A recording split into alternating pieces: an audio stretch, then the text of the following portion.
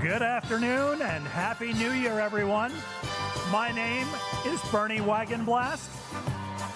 Pleased to join you and be the announcer this afternoon. Perhaps you best know me as the voice that says, please stand away from the platform edge.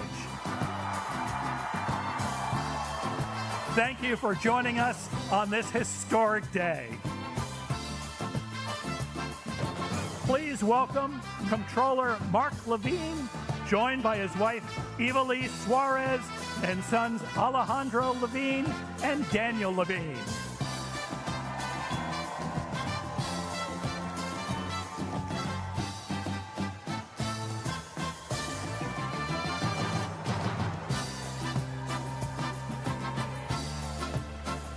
Please welcome Public Advocate Jumanji Williams, joined by his wife, India Sneed Williams, and daughters Amelie Claremont and Amani Williams.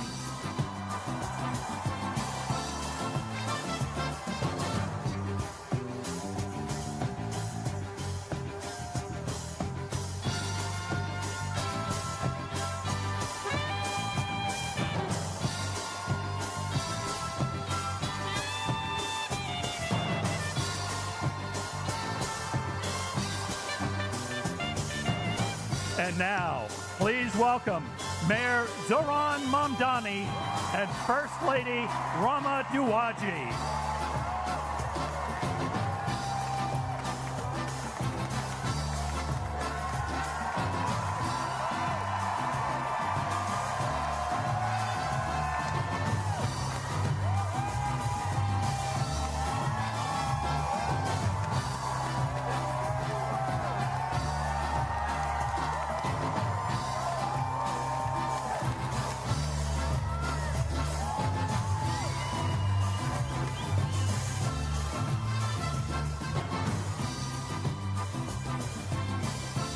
Presenting flags, please welcome the ceremonial officers representing the Parks Department, the Department of Sanitation, the New York City Police Department, and the Fire Department of New York.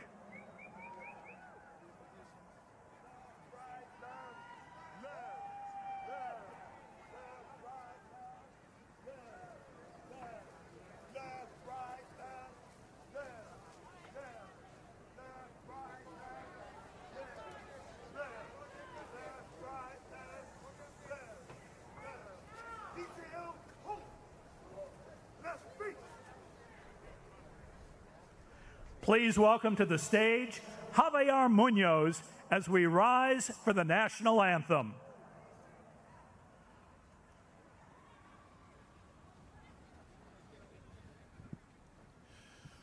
Oh, say, can you see by the dawn's early light what so proudly we hailed at the twilight's last gleaming, whose broad stripes and bright stars through the perilous fight o'er the ramparts we watched were so gallantly streaming, and the rocket's red glare, the bombs bursting in air, gave proof through the night that our flag was still there. Oh, say, does that star-spangled banner yet wave o'er the land of the free and the home of the brave?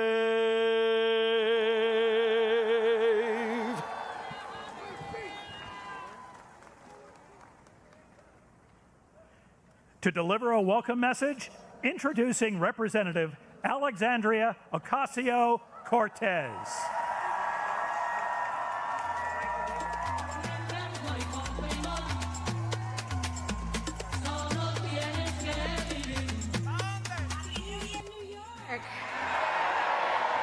My name is Alexandria Ocasio-Cortez, and it is my deep honor and privilege to welcome you to the inauguration of our new mayor of New York City, Zohran Mamdani.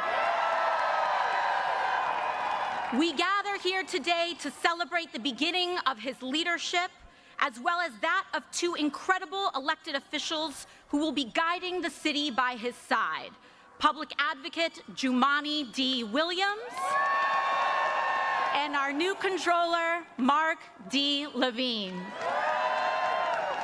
We also celebrate the hundreds and thousands of public servants and city leaders getting to work today, from our sanitation workers and librarians to our commissioners, deputy mayors, and our school's chancellor, as they care for our city and its people in the coming weeks, months, and years. Together, this ascent marks a new era for New York City, led by a historic new mayor in Zohran Mamdani, guided by his dedication to a working class that makes our beautiful city run. Importantly, I also ask that we consider today an inauguration for each one of us, too, the nearly 8.5 million New Yorkers who make up the greatest city on earth. Because it is the people of New York City who have chosen historic, ambitious leadership in response to untenable and unprecedented times. New York, we have chosen courage over fear. We have chosen prosperity for the many over spoils for the few. And when the entrenched ways would rather have us dig in our feet and seek refuge in the past, we have chosen instead to turn towards making a new future for all of us. In Zohran Mamdani, we have chosen a mayor who is relentlessly dedicated to making life not just possible, but aspirational for working people. New York City has chosen the ambitious pursuit of universal child care, affordable rent and housing, and clean and dignified public transit for all. And we have chosen that over the distractions of bigotry and the barbarism of extreme income inequality. We have chosen this path because we know that it's the right thing to do, it's the smart thing to do, and that if we can make it here, we can make it anywhere. New York City, this is an inauguration for all of us, because choosing this mayor and this vision is an ambitious pursuit. It calls on all of us to return to public life en masse. Now is the time for us to turn towards our neighbors, stand with them, and return to community life. A city for all will require all of us to fill our streets, our schools, our houses of faith, our PTAs and our block associations as we support this mayor in making an affordable city a reality for all of us. Zohran Mamdani will be the first Muslim mayor of our great city. He will be our first immigrant mayor in over a century. And he will be the youngest mayor of New York City in generations. But most importantly, Zohran will be a mayor for all of us. With that, let us extend our deepest well wishes and support to Zohran, his wife Rama, and his family, as well as those of our public advocate Jumaane Williams and controller Mark Levine. We send you, your spouses and families, and all your loved ones all the support in the world as you embark on this great pursuit of a better city and future for all. Felicidades.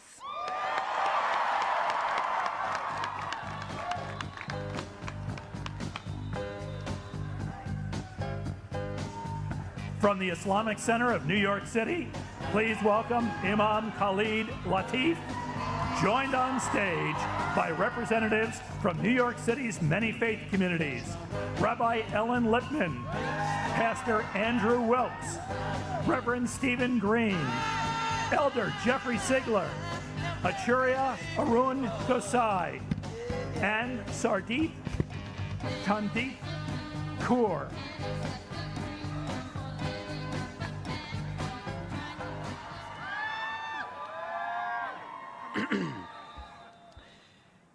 Let us pray. Ya Allah, Ya Rahman, Ya Arhamar Rahimin, most merciful of those who show mercy, we turn to you on this day from our city with hopeful hearts. Thank you for this moment.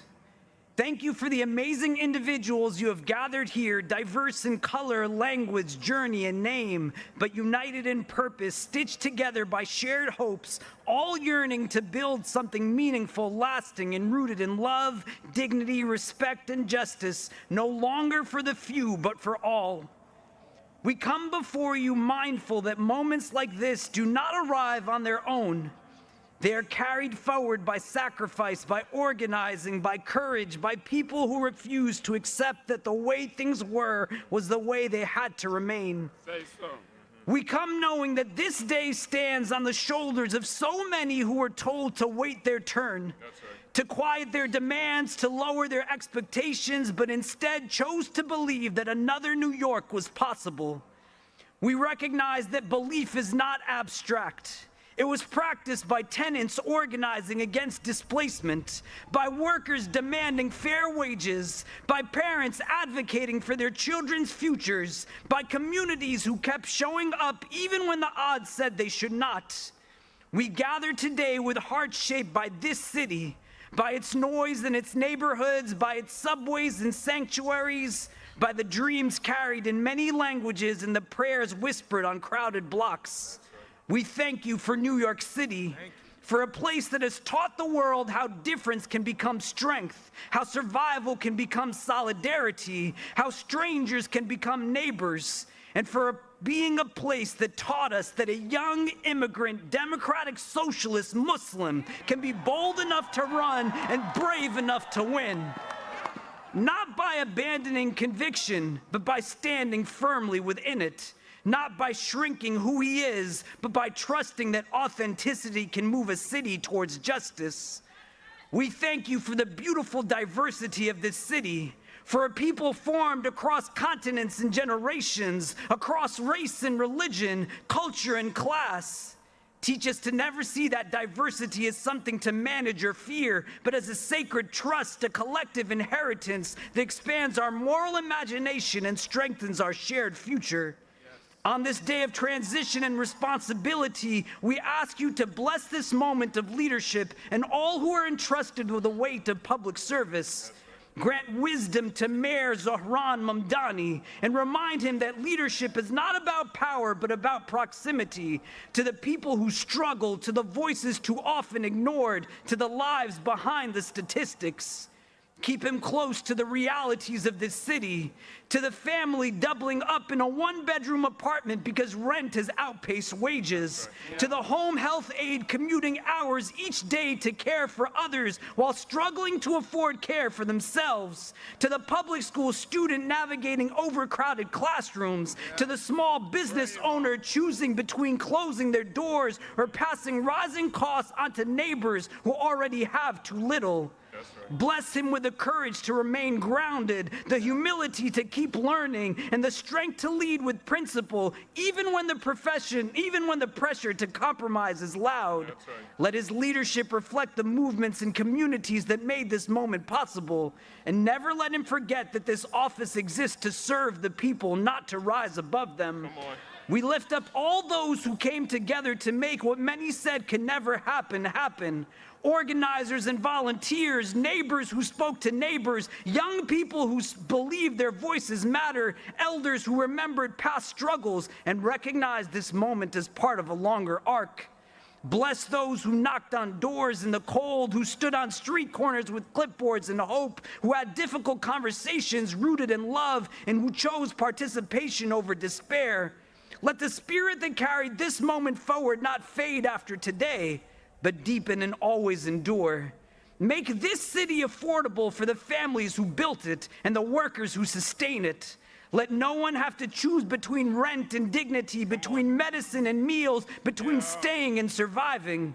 We lift before you those living paycheck to paycheck in the shadow of unimaginable wealth, those working multiple jobs yet still one emergency away from crisis, those whose labor keeps the city moving but whose lives feel increasingly pushed to the margins.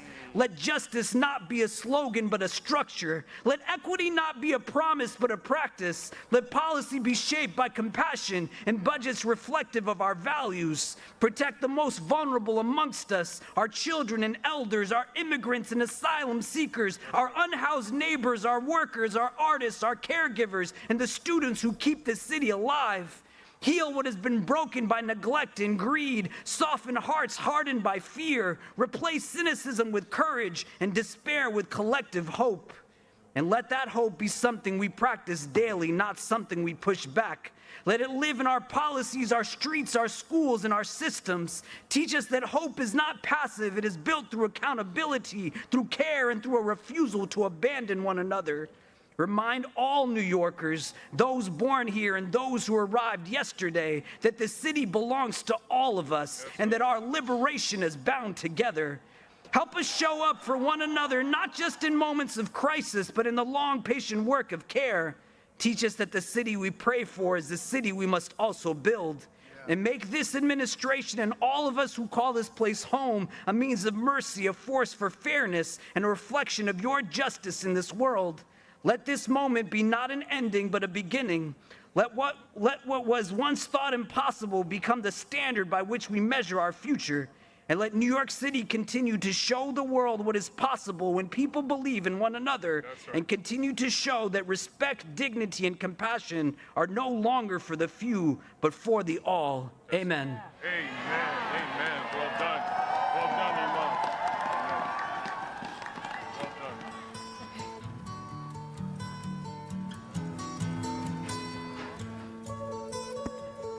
Please welcome Mandy Patinkin, accompanied by the 5th grade members of Staten Island's PS 22 Chorus, directed by Greg Greinberg and accompanied by Adam Ben David. It's all right.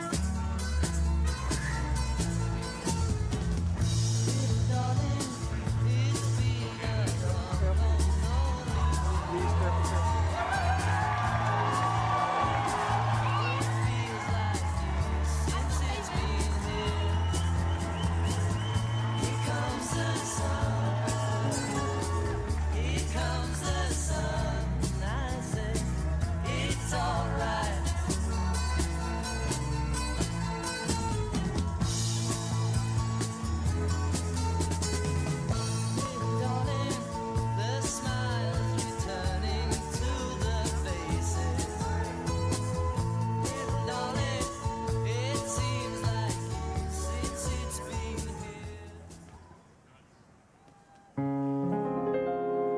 When all the world is a hopeless jumble and the raindrops tumble all around, heaven opens a magic lane.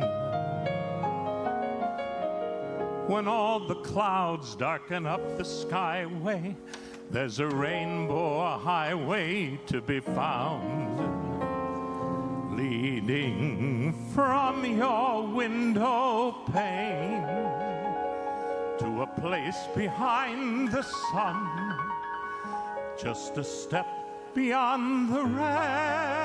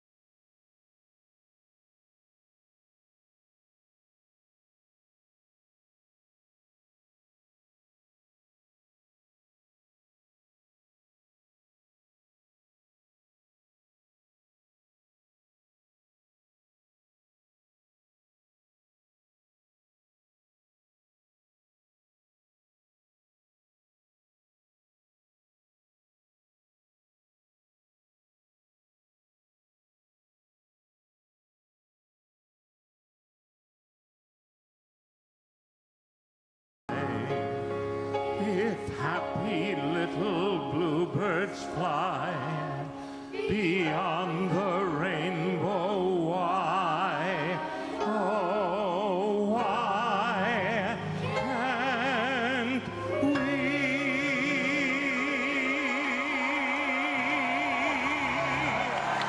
Bravo!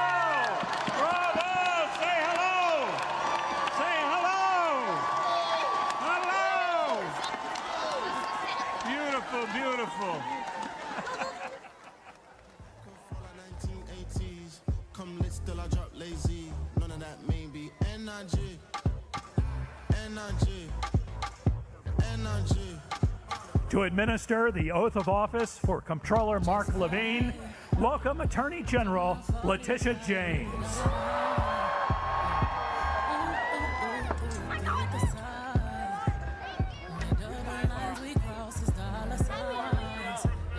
Brooklyn.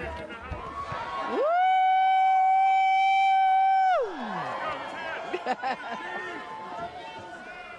Is Brooklyn in the house?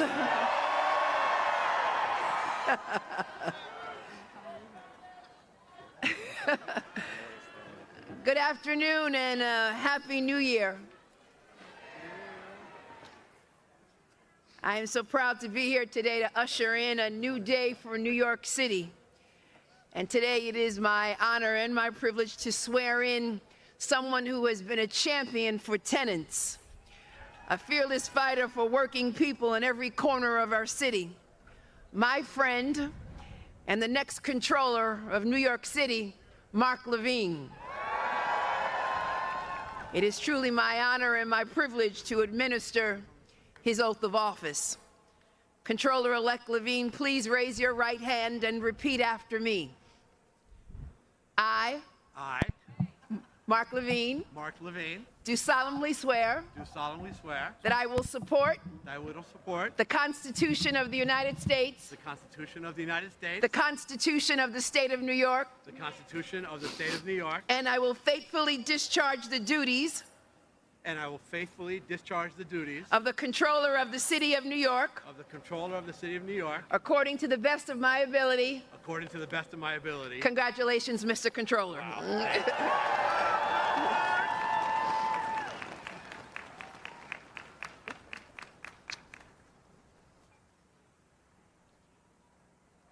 All right, well, there's no going back.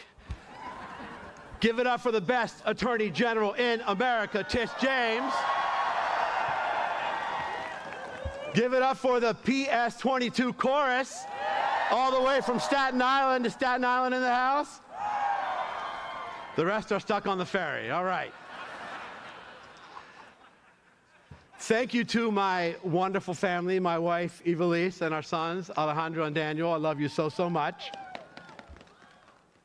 Thank you to my partners in city government, our new mayor, Zohran Mamdani, and public advocate, Jumaane Williams.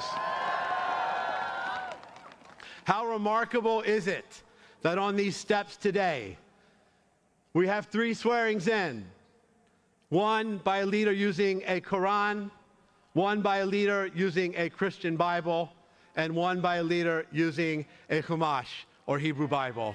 I am proud to live in a city where this is possible. Muy buenos días a todos y a todos. Me alegro que estén acá con nosotros. Lamento que están pasando tanto frío, pero ni modo. ברוכים הבאים לכולכם, איזה כיף שבאתם. Shalom puime edomazisas. Now, for those of you who do not know Spanish, Hebrew, or Greek, welcome, thank you, and please download Duolingo. Now, I know what you're all thinking. What the heck is a comptroller? Excellent question. This job is about ensuring that people who have spent their lives working for this city can retire with dignity. It's about ensuring that our budget reflects our values, that our government inspires the trust of its people. A comptroller also understands the consequences for working class families when they are excluded from our economic system.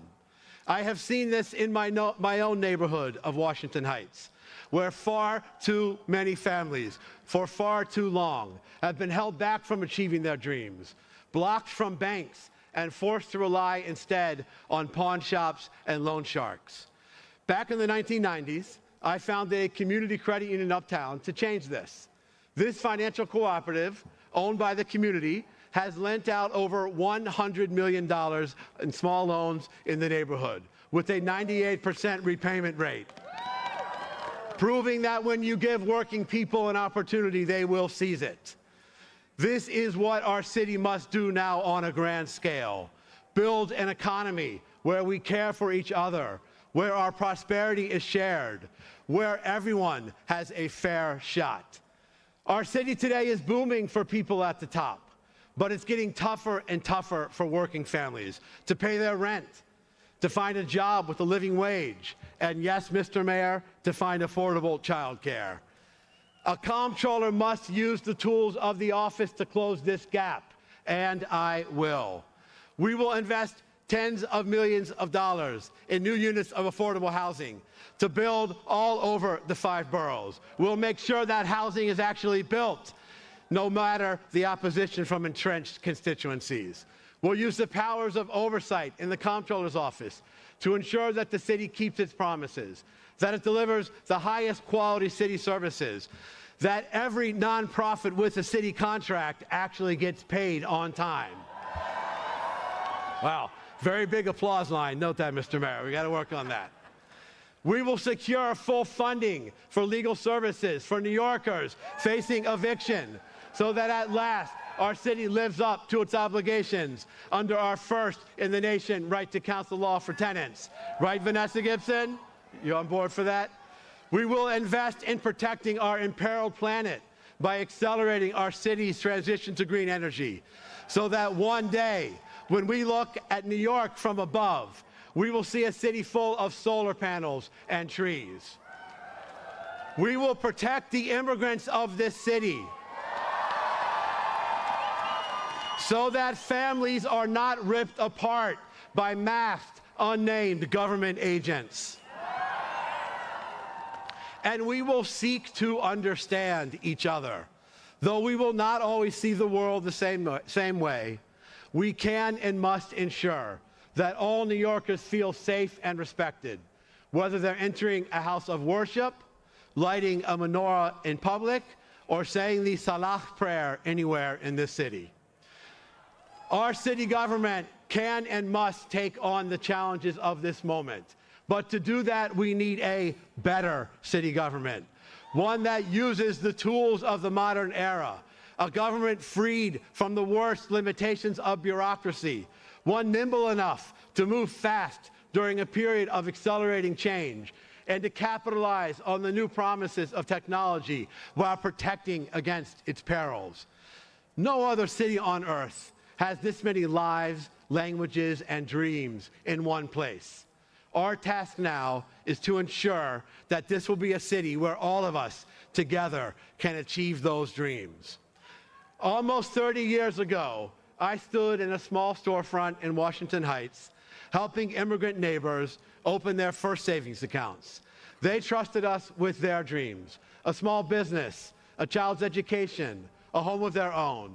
Today, you have entrusted me with something far greater, to safeguard the resources and the future of this entire city. I promise you, I will honor that trust every single day. Muchísimas gracias. Toda rabá. Efkaristo poli. Thank you so much. Thank you.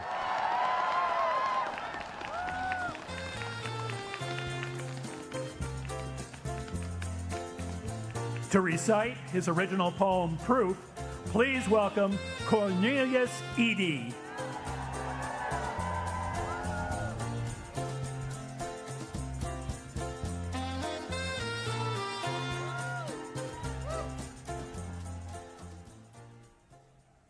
Hold on. Well, first of all, I want to thank the mayor. I want to thank the mayor and his staff for inviting me, for the honor of inviting me here to read this poem. This morning, when I woke up, my wife joked that sometime during the campaign, there was probably somebody who said, him? He'll get elected when hell freezes over.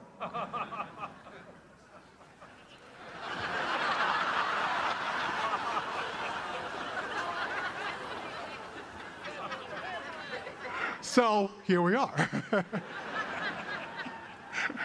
And I really want to really just thank the biggest, greatest gift I think I've ever had was to be in the Blue Room this morning after doing sound check, because the energy and the recognition and the joy of this moment was incredible. I mean, this is it, isn't it? I mean, this is what this work has been about, right? And it was just wonderful to see people see that moment. I was reminded this morning that New York was the first capital of the United States. And it seems to me that this might be another kind of new beginning for a certain kind of energy that might starts here and goes out across the country, the rest of the nation. So, though this is a New York poem, a New York-based poem, I'd like to dedicate this poem. I just retired. I'd like to dedicate this poem to my trans, queer, foreign students of color at the University of Tennessee, Knoxville. So they can see this is possible. The poem is called Proof.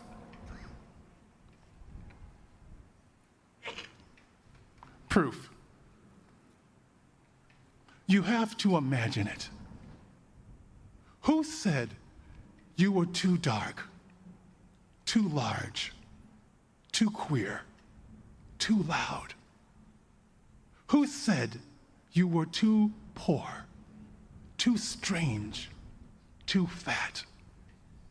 You have to imagine it. Who said you must keep quiet? Who heard your story, then rolled their eyes? Who tried to change your name to invisible? You've got to imagine. Who heard your name and refused to pronounce it? Who checked their watch and said, not now? James Baldwin wrote, "The place in which I'll fit will not exist until I make it." New York, city of invention, roiling town, refresher and renewer. New York, city of the real, where the canyons whisper in 100 tongues. New York, where your lucky self waits for your arrival, where there is always soil for your root. This is our time. The taste of us, the spice of us, the hollers and the rhythms and the beats of us, in the echo of our ancestors who made certain we know who we are. City of insistence, city of resistance. You have to imagine an army that wins without firing a bullet, a joy that wears down the rock of no.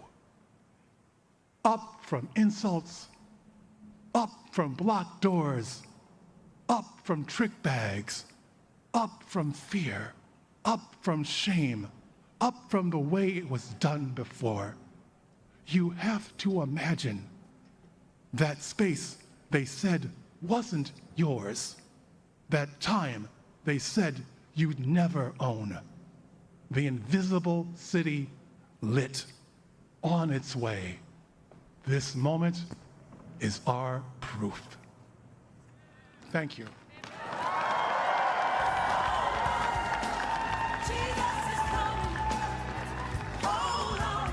To administer the oath of office to Public Advocate Jumanji Williams, welcome 3 New Yorkers who have been impacted by immigration enforcement in New York City. Josue Nicolno Amundrai, Amadou Lee, Asadu Diallo, and Rebecca Press.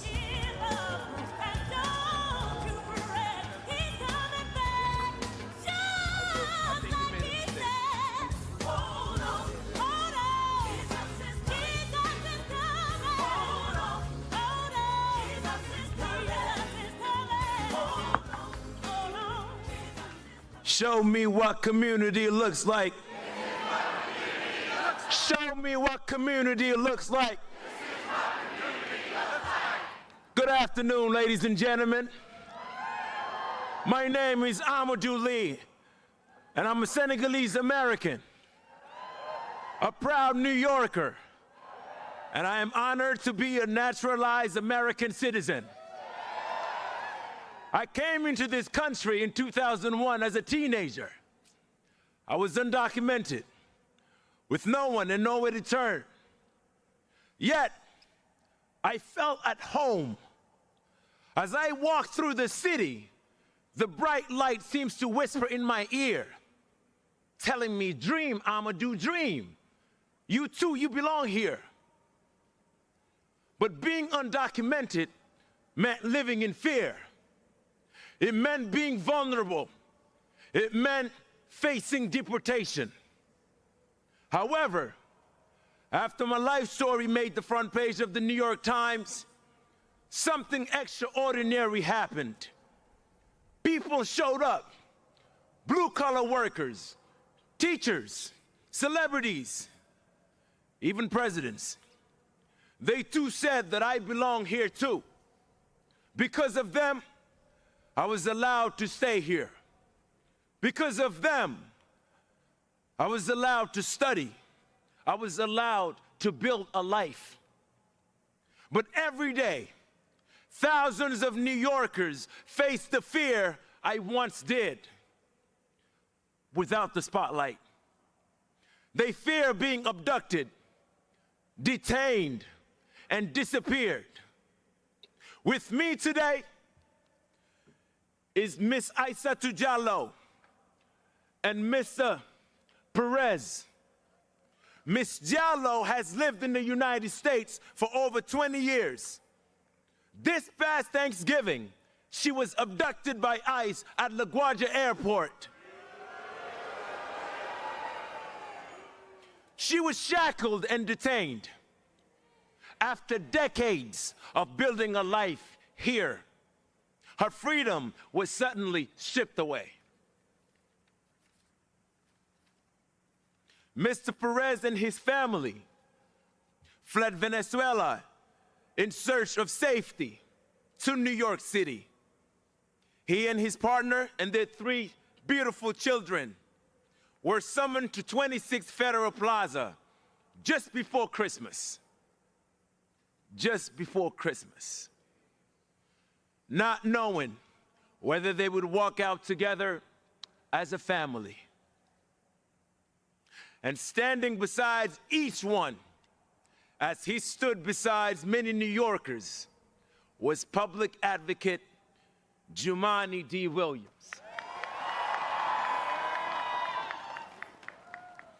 He used his position, he used his voice and his power, not for himself, but to defend people that are under attack, to speak to those whose voices are too often ignored.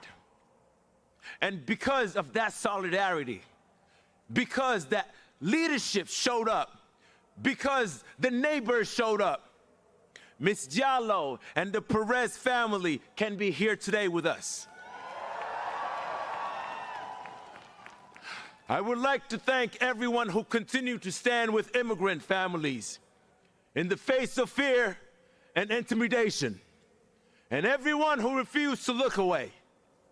We are the proof that it matters, and we are reminded that advocacy can truly change lives. Because of the courage and compassion of New Yorkers, we stand here today at City Hall, ladies and gentlemen. Ladies and gentlemen, we are proud to swear in the people's voice, the people's champion, our public advocate, Mr. Jumaane D. Williams. Ladies and gentlemen, give it up for him.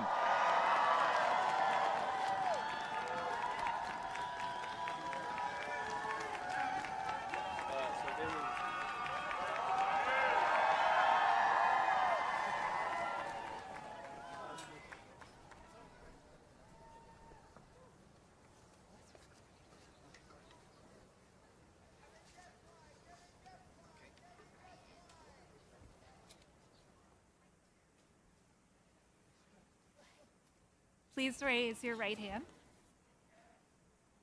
I, Jumaane D. Williams, I, Jumaane D. Williams, do solemnly affirm do solemnly affirm that I will support the Constitution of the United States that I will support the Constitution of the United States and the Constitution of the State of New York, and the Constitution of the State of New York, and that I will faithfully discharge the duties and I will faithfully discharge the duties of the Office of Public Advocate for the City of New York, of the Office of the Public Advocate for the City of New York, according to the best of my abilities. according to the best of my ability. Congratulations.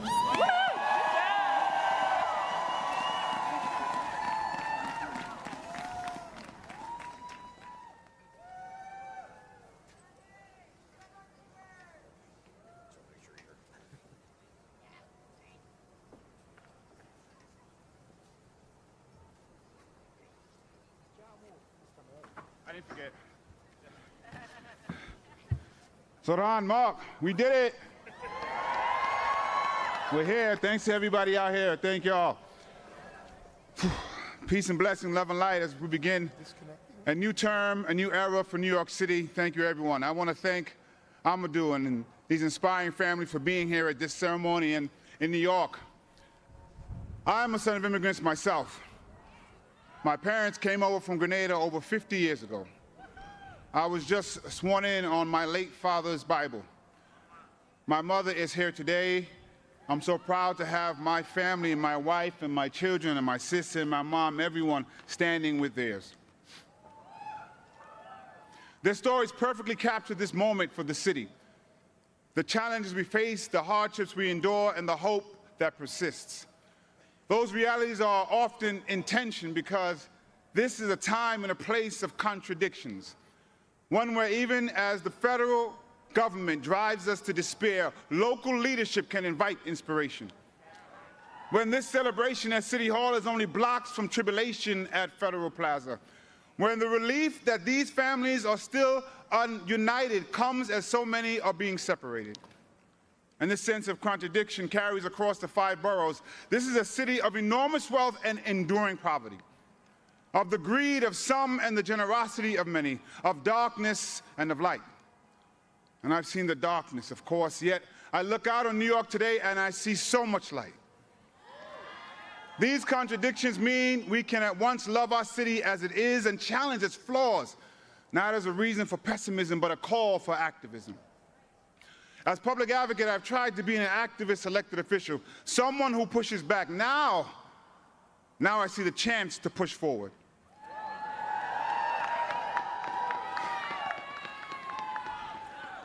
To provide accountability aimed at the ideal that government has an opportunity and an obligation to do good. At the core of public service and progressivism is the principle of making government work and showing people it can work for them. That means we need to meet people where they are, also show grace instead of ignoring what brought them there, and be honest about why.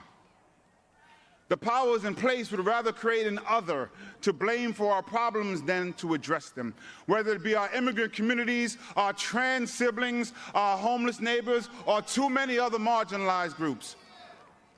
Rejecting those ideas means naming the reason that the powers in place perpetuate them, because if we are divided, the status quo stands.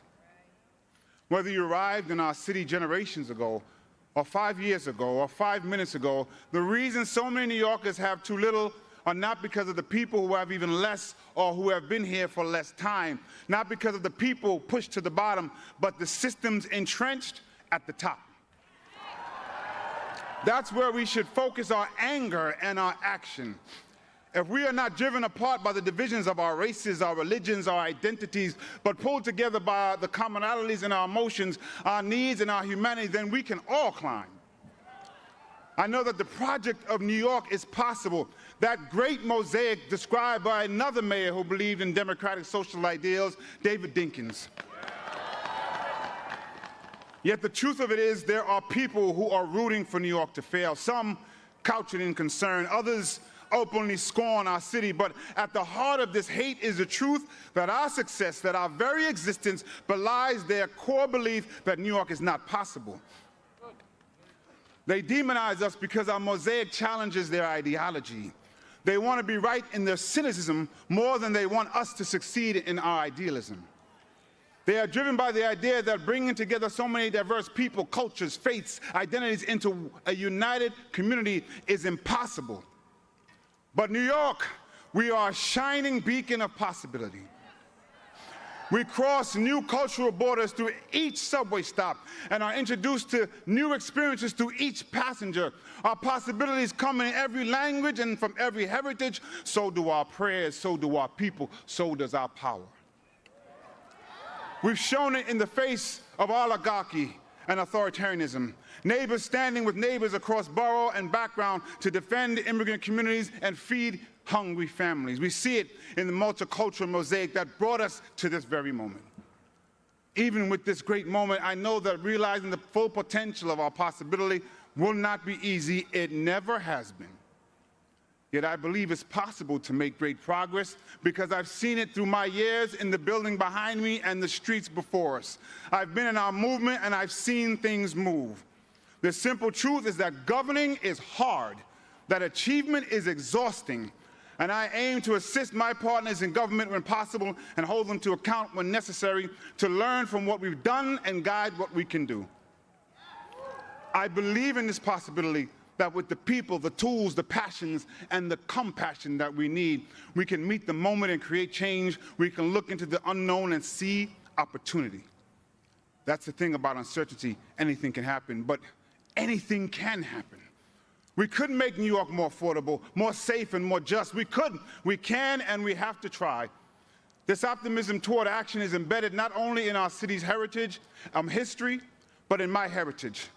In Grenada, Maurice Bishop took up the fight for these radical, crazy ideas, socialist ideals like housing, healthcare, and education.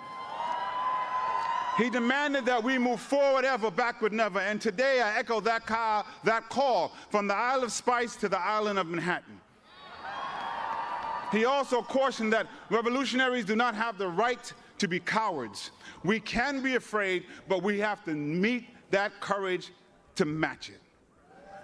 There are things to be feared, but there is also reason to hope. Hope is the embrace of possibility. Hope and fear are undeniably connected. Hope is the belief that good can come. Fear is the worry that it won't. In these contradicting ideals, we are faced with a choice, and I choose hope. In other words, I have faith. But faith without works is dead. So today, I'm committing to the work of public service, and I ask every New Yorker to commit their own talents to use what they have and do what they can for the success of our city and everyone who calls it home. I don't know if when my Grenadian mother arrived as a teenager, she hoped that a half a century later her son would speak from these steps. But she could have, because here in New York City, we choose to celebrate possibility and work to make reality. I wish I could go back and tell my younger self that. Instead, I'll say it to my daughters today, to the children of the Perez Araneda family, to everyone who may question their own worth, like I did, or whether it's worth fighting for the city with all its contradictions and problems and possibilities. And I gotta take a second to say something to so many young people who are out there. But I'm gonna say it to one person who's waited 49 years to hear it. Little black boy, you were worth it. And you always were. And without any titles, you were enough. You were always enough. And you deserve to accept love, and you deserve to be protected. And I'm honored to be here to help create a city that's worthy of that for you.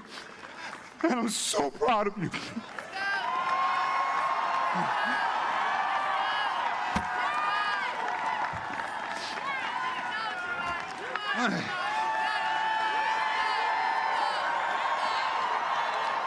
So just hold on, we're gonna be all right. We're gonna be all right.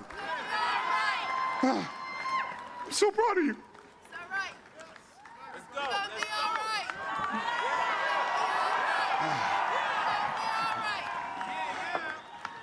right. As we head into a new year, a new term, I want to ask all of you to take an oath with me.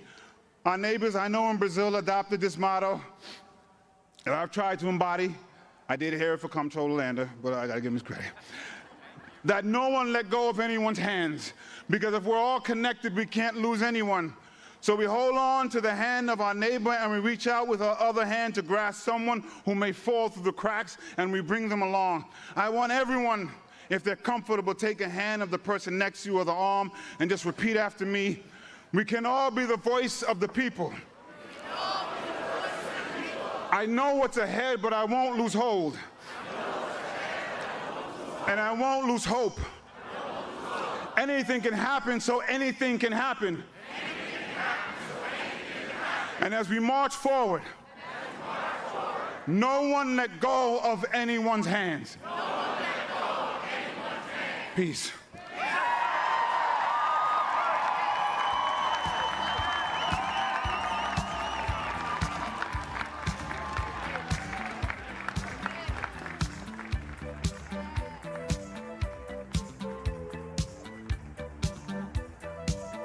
To perform the labor anthem, Bread and Roses, please welcome to the stage Lucy Dacus.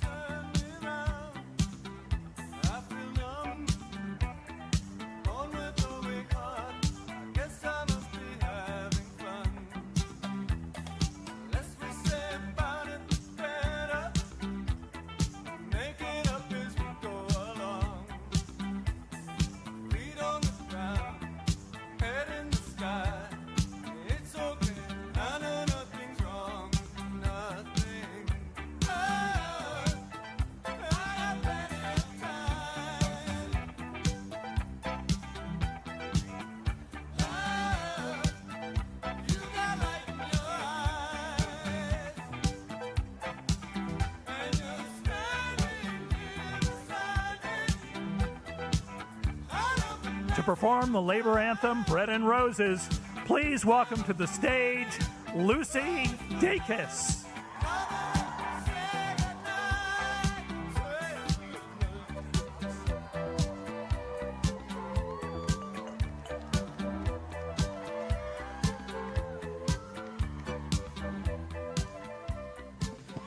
Hello, New York.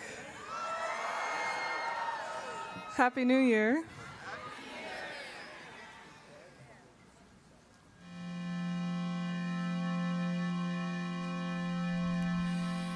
As we go marching, marching in the beauty of the day, a million darkened kitchens, 1,000 mill-lofts gray, are touched with all the radiance that a sudden sun discloses. For the people hear us singing, bread and roses, bread and roses. 。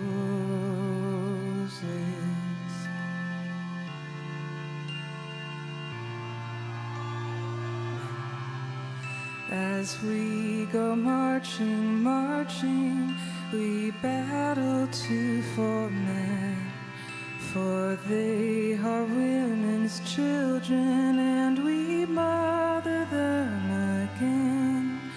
Our lives shall not be sweated from birth until life closes.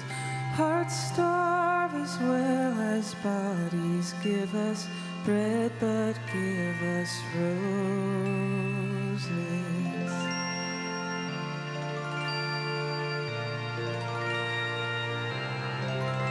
As we go marching, marching, unnumbered women dead go crying through our singing their ancient call for bread, smart in love and beauty, their drudging spirits new.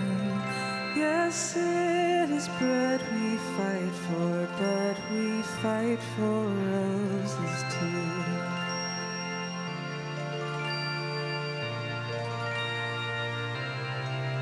As we go marching, marching, we bring the greater days.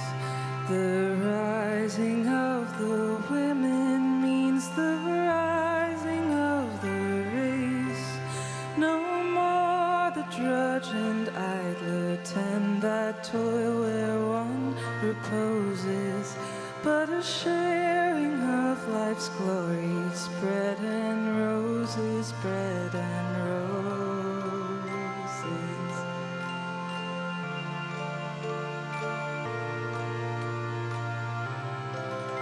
Our lives shall not be sweated from birth until life closes. Hearts starve as well as bodies. Bread and roses, bread and roses.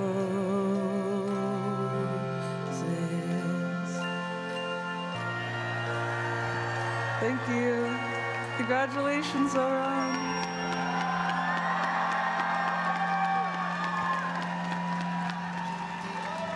Come gather round, people, wherever you roam, and admit that the waters around you have grown, and accept it that soon you'll be drenched to the bone.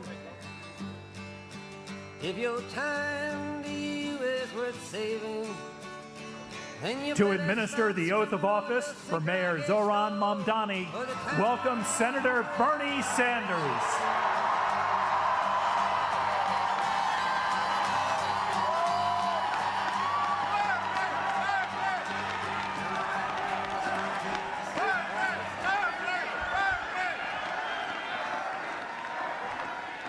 Thank you. Mr. Mayor, thank you very much for inviting me to what has been an extraordinarily moving and beautiful afternoon. And I'm here mostly to thank the people of New York City.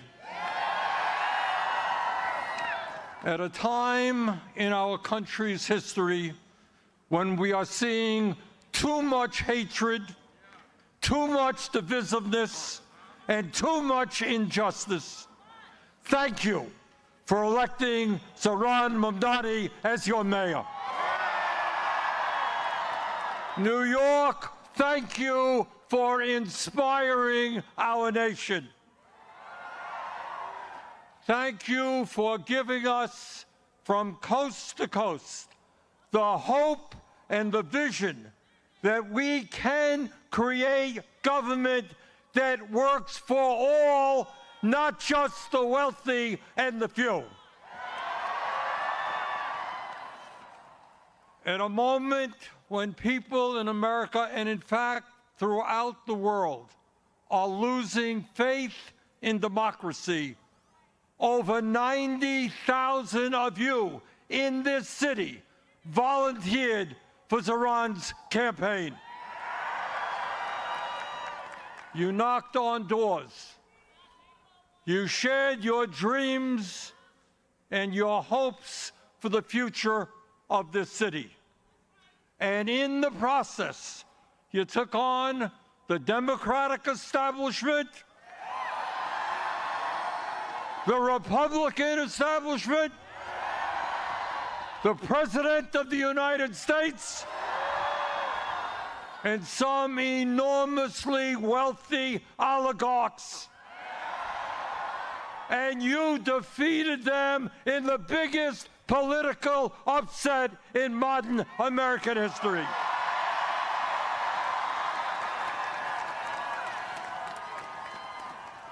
You showed the world the most important lesson that can be learned today, and that is that when working people stand together, when we don't let them divide us up, there is nothing we cannot accomplish.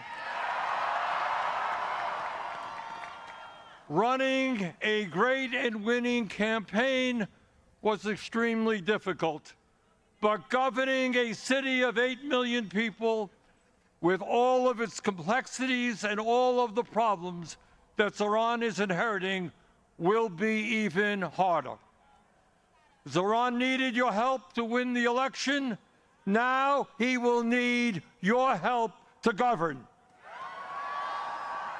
Grassroots democracy and people participating in the day-to-day struggles of this city will lead to good governance. Please remain involved. You know, all of us have heard how Zohran's opponents have called the agenda that he campaigned on radical, communistic, and absolutely unachievable. Really? That's not what we believe. In the richest country in the history of the world, making sure that people can live in affordable housing is not radical. It is the right and decent thing to do. And in the midst of a massive housing crisis, it is exactly what the people of this city and this country want and need. Providing free and high-quality child care is not radical. Countries all over the world have done it for years. It is what our kids require if they're going to be well prepared for school and what working parents desperately need. It is, in fact, what every city in America should be doing. Free bus transportation is not radical. It will save workers time and money, protect our environment, and make the city more efficient. And making sure that every family in the city, regardless of income, has access to decent, quality food at an affordable cost is not radical. Good nutrition keeps us healthy, helps prevent chronic illnesses. In the long run, city-sponsored grocery stores will save society money. Lastly, and maybe most importantly, demanding that the wealthy and large corporations start paying their fair share of taxes.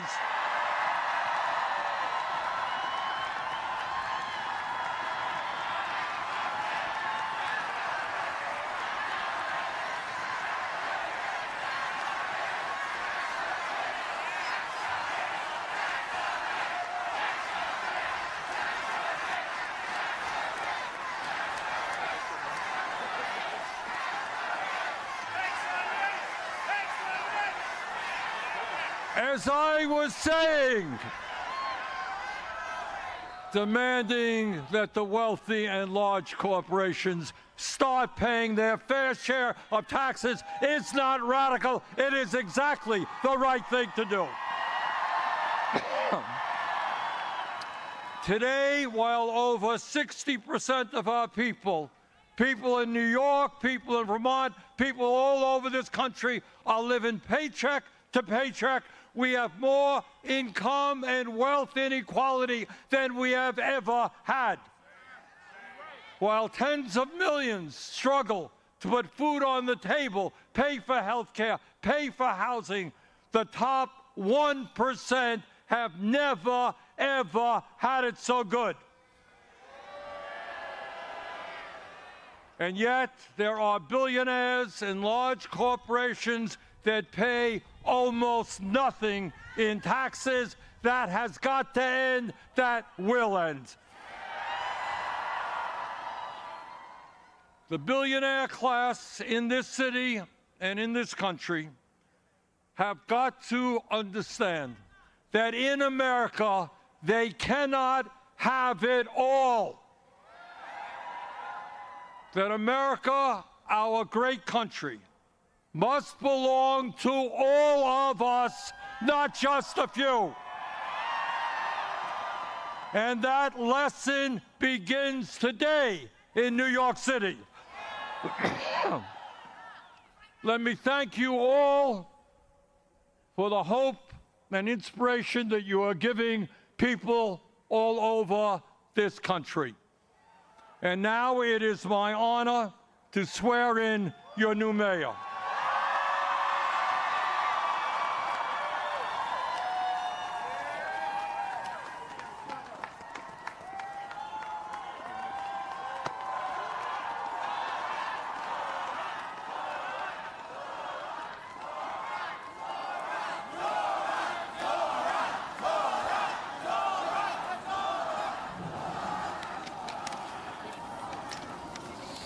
Please repeat after me.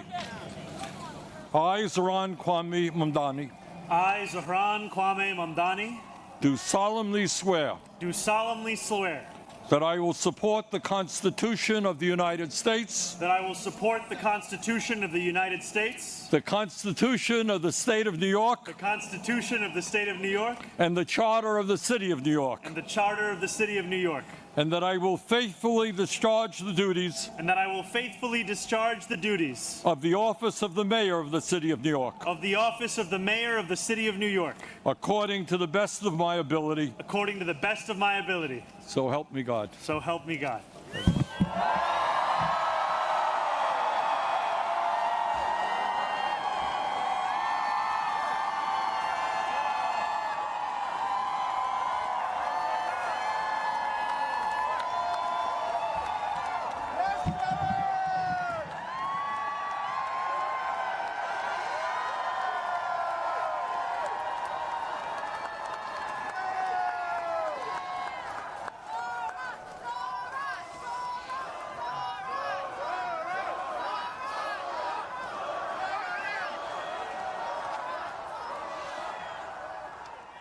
My fellow New Yorkers, today begins a new era. I stand before you, moved by the privilege of taking this sacred oath, humbled by the faith that you have placed in me, and honored to serve as either your 111th or 112th mayor of New York City. But I do not stand alone. I stand alongside you, the tens of thousands of you gathered here in Lower Manhattan, warmed against the January chill by the resurgent flame of hope. I stand alongside countless more New Yorkers watching from cramped kitchens in Flushing and barbershops in East New York, from cell phones propped against the dashboards of parked taxicabs at LaGuardia, from hospitals in Mott Haven and libraries in El Barrio that have too long known only neglect. I stand alongside construction workers in steel-toed boots and halal cart vendors whose knees ache from working all day. I stand alongside neighbors who carry a plate of food to the elderly couple down the hall, those in a rush who still lift strangers' strollers up subway stairs, and every person who makes the choice day after day, even when it feels impossible, to call our city home. I stand alongside over 1 million New Yorkers who voted for this day nearly 2 months ago. And I stand just as resolutely alongside those who did not. I know there are some who view this administration with distrust or disdain, or who see politics as permanently broken. And while only action can change minds, I promise you this: if you are a New Yorker, I am your mayor. Regardless of whether we agree, I will protect you, celebrate with you, mourn alongside you, and never, not for a second, hide from you. I thank the labor and movement leaders here today, the activists and the elected officials who will return to fighting for New Yorkers the second this ceremony concludes, and the performers who have gifted us with their talent. Thank you to Governor Hochul. Thank you as well to Mayor Adams. Dorothy's son, a son of Brownsville who rose from washing dishes to the highest position in our city, for being here as well. He and I have had our share of disagreements, but I will always be touched that he chose me as the mayoral candidate that he would most want to be trapped with on an elevator. Thank you to the two titans who, as an assembly member, I've had the privilege of being represented by in Congress, Nidia Velázquez and our incredible opening speaker, Alexandria Ocasio-Cortez.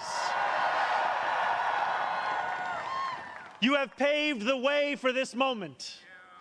Thank you to the man whose leadership I seek most to emulate, who I am so grateful to be sworn in by today, Senator Bernie Sanders. Thank you to my teams, from the assembly to the campaign to the transition, and now the team I am so excited to lead from City Hall. Thank you to my parents, Mama and Baba, for raising me, for teaching me how to be in this world, and for having brought me to this city. Thank you to my family, from Kampala to Delhi.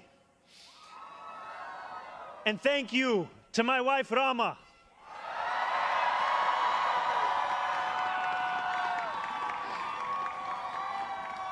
For being my best friend and for always showing me the beauty in everyday things. And most of all, thank you to the people of New York.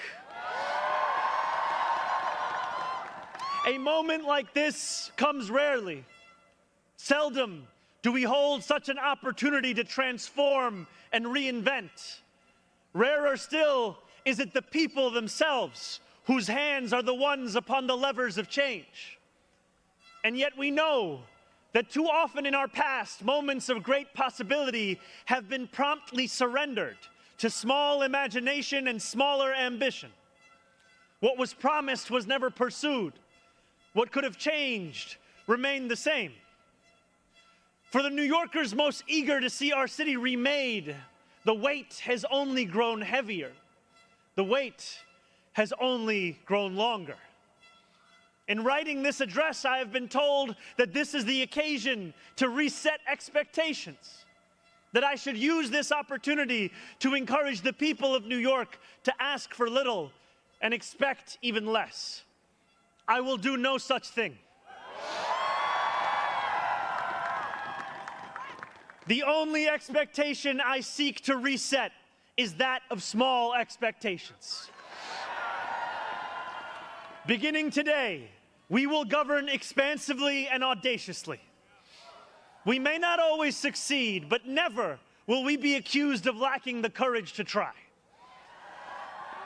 To those who insist that the era of big government is over, Hear me when I say this. No longer will City Hall hesitate to use its power to improve New Yorkers' lives. For too long, we have turned to the private sector for greatness while accepting mediocrity from those who serve the public.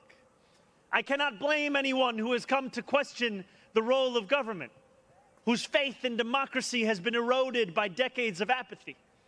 We will restore that trust by walking a different path, one where government is no longer solely the final recourse for those struggling, one where excellence is no longer the exception. We expect greatness from the cooks wielding 1,000 spices, from those who stride out onto our Broadway stages, and from our starting point guard at Madison Square Garden. Let us demand the same from those who work in government.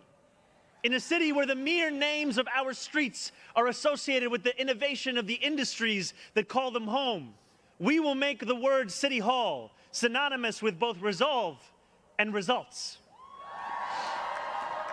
As we embark upon this work, let us advance a new question, a new answer to the question asked of every generation. Who does New York belong to?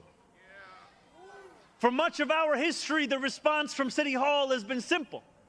It belongs only to the wealthy and well-connected, those who never strain to capture the attention of those in power. Working people have reckoned with the consequences. Crowded classrooms and public housing developments where the elevators sit out of orders. Roads littered with potholes and buses that arrive half an hour late, if at all. Wages that do not rise and corporations that rip off consumers and employees alike. And still, there have been brief, fleeting moments where the equation changed. 12 years ago, Bill de Blasio stood where I stand now as he promised to put an end to economic and social inequalities that divided our city into two. In 1990, David Dinkins swore the same oath I swore today, vowing to celebrate the gorgeous mosaic that is New York, where every one of us is deserving of a decent life. And nearly 6 decades before him, Fiorella LaGuardia took office with the goal of building a city that was far greater and more beautiful for the hungry and the poor. Some of these mayors achieved more success than others, but they were unified by a shared belief that New York could belong to more than just a privileged few.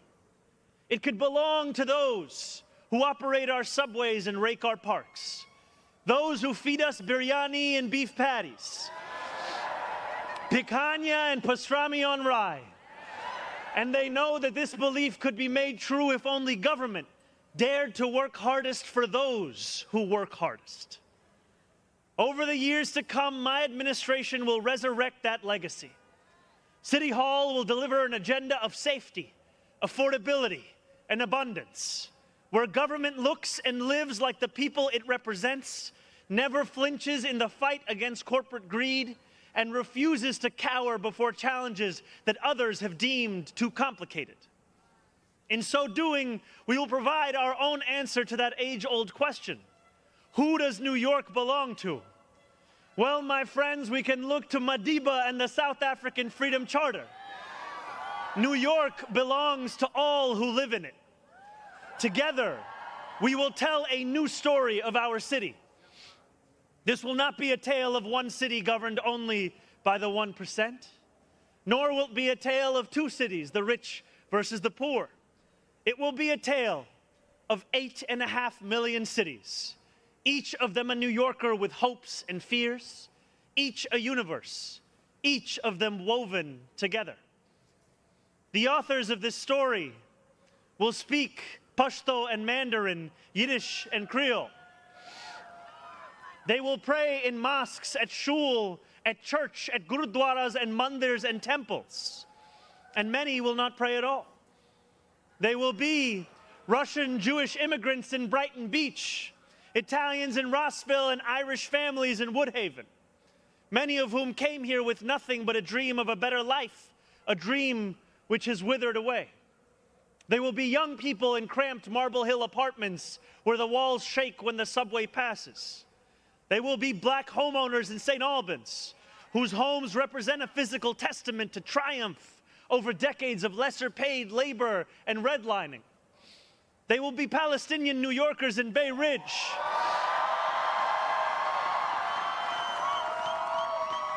who will no longer have to contend with a politics that speaks of universalism and then makes them the exception. Few of these 8.5 million will fit into neat and easy boxes. Some will be voters from Hillside Avenue or Fordham Road who supported President Trump a year before they voted for me, tired of being failed by their party's establishment. The majority will not use the language that we often expect from those who wield influence. I welcome the change. For too long, those fluent in the good grammar of civility have deployed decorum to mask agendas of cruelty. Many of these people have been betrayed by the established order. But in our administration, their needs will be met. Their hopes and dreams and interests will be reflected transparently in government. They will shape our future. And if for too long these communities have existed as distinct from one another, we will draw this city closer together. We will replace the frigidity of rugged individualism with the warmth of collectivism. If our campaign demonstrated that the people of New York yearn for solidarity, then let this government foster it. Because no matter what you eat, how you pray, or where you come from, the words that most define us are the two we all share: New Yorkers. And it will be New Yorkers who reform a long broken property tax system. New Yorkers who will create a new Department of Community Safety that will tackle the mental health crisis and let the police focus on the job they signed up to do. New Yorkers who will take on the bad landlords who mistreat their tenants and free small business owners from the shackles of bloated bureaucracy. And I am proud to be one of those New Yorkers. When we won the primary last June, there were many who said these aspirations and those who held them had come out of nowhere. Yet one man's nowhere is another man's somewhere. This movement came out of 8.5 million somewheres. Taxi cab depots and Amazon warehouses, DSA meetings and curbside domino games. The powers that be had looked away from these places for quite some time if they'd known about them at all. So they dismissed them as nowhere. But in our city, where every corner of these 5 boroughs holds power, there is no nowhere and there is no no one. There is only New York and there are only New Yorkers. 8.5 million New Yorkers will speak this new era into existence. It will be loud. It will be different. It will feel like the New York we love. No matter how long you have called this city home, that love has shaped your life. I know that it has shaped mine. This is the city where I set land speed records on my Razor scooter at the age of 12. Quickest 4 blocks of my life. The city where I ate powdered donuts at halftimes during AYSO soccer games and realized I probably was not going to be going pro. The city where I devoured 2 big slices at Coronet's Pizza, played cricket with my friends at Ferry Point Park, and took the 1 train to the BX10 only to still show up late to Bronx Science. The city where I have gone on hunger strike just outside these gates.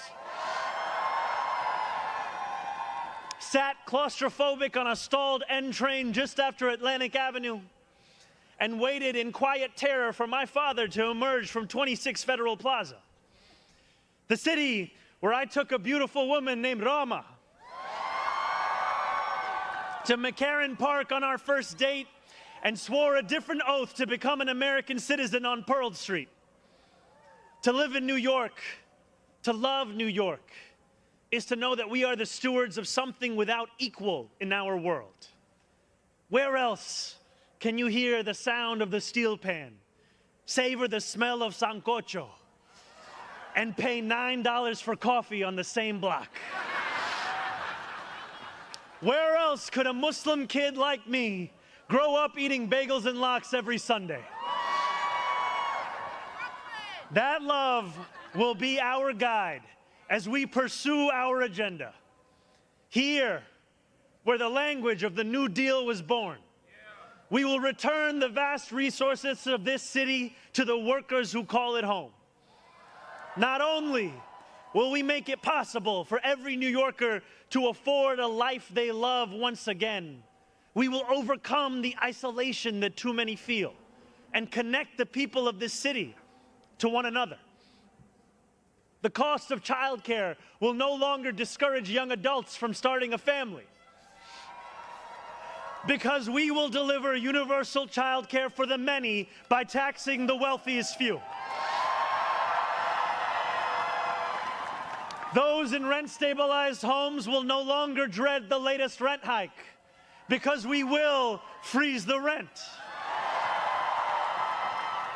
Getting on a bus without worrying about a fare hike or whether you'll be able to get to your destination on time will no longer be deemed a small miracle, because we will make those buses fast and free. These policies are not simply about the costs we make free, but the lives we fill with freedom. For too long in our city, freedom has belonged only to those who can afford to buy it. Our city hall will change that. These promises carried our movement to City Hall, and they will carry us from the rallying cries of a campaign to the realities of a new era in politics. 2 Sundays ago, as snow softly fell, I spent 12 hours at the Museum of the Moving Image in Astoria, listening to New Yorkers from every borough as they told me about the city that is theirs. We discussed construction hours on the Van Wyck Expressway and EBT eligibility, affordable housing for artists and ICE raids. I spoke to a man named TJ who said that one day a few years ago, his heart broke as he realized that he would never get ahead here, no matter how hard he worked. I spoke to a Pakistani auntie named Samina, who told me that this movement had fostered something too rare: softness in people's hearts. As she said to me in Urdu, "Logo ke dil badal gaye hain." 142 New Yorkers out of 8.5 million. And yet, if anything united each person sitting across from me, it was the shared recognition that this moment demands a new politics and a new approach to power. We will deliver nothing less as we work each day to make this city belong to more of its people than it did the day before. Here is what I want you to expect from the administration that this morning moved into the building behind me. We will transform the culture of City Hall from one of no to one of how. We will answer to all New Yorkers, not to any billionaire or oligarch who thinks they can buy our democracy. We will govern without shame and insecurity, making no apology for what we believe. I was elected as a democratic socialist, and I will govern as a democratic socialist.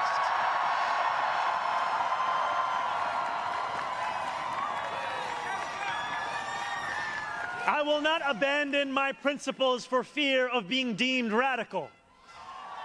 As the great senator from Vermont once said, what's radical is a system which gives so much to so few and denies so many people the basic necessities of life.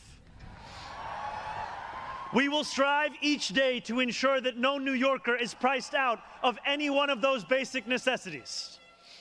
And throughout it all, we will, in the words of Jason Terrence Phillips, better known as Jadakiss or Jay to the Moi, be outside. Because this is a government of New York, by New York, and for New York.